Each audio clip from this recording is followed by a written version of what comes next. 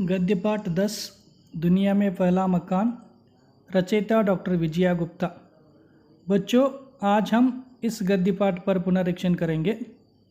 बच्चों, चित्र में आपको दो दोस्त, हाथी, सांप, भैंस, मछली, पेड़ और अंत में मकान दिखाई दे रहे हैं ना।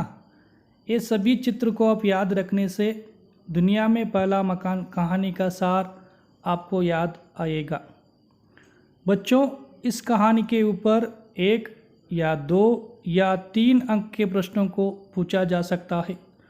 उन प्रश्नों के लिए उत्तर कैसे लिखना, उनका प्रमुख अंश क्या है, उनको हम अभी जानेंगे।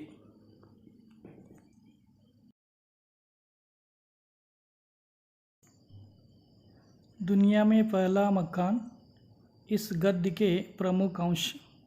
सिंगापो आदिवासी पूर्वोत्तर भारत के निवासी थे।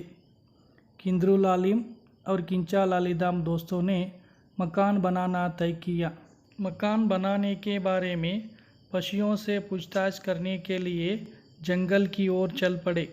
दोनों दोस्तों की मुलाकात सबसे पहले हाथी से हुई। हाथी ने कहा कि उनके पैर जैसे मोटे और मजबूत पेड़ के लकड़ियों को काट लो।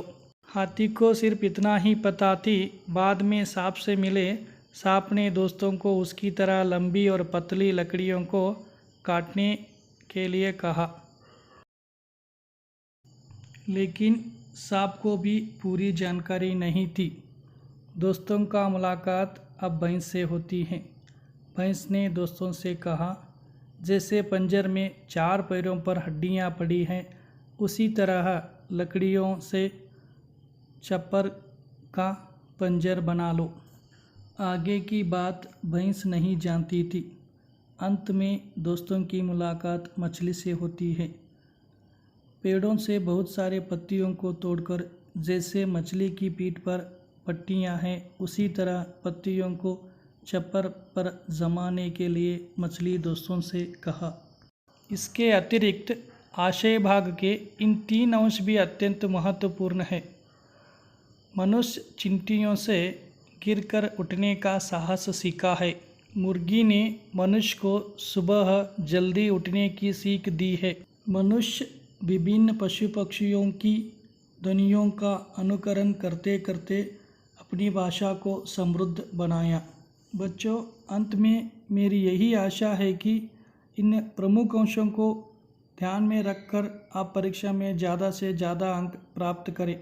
धन्यवाद।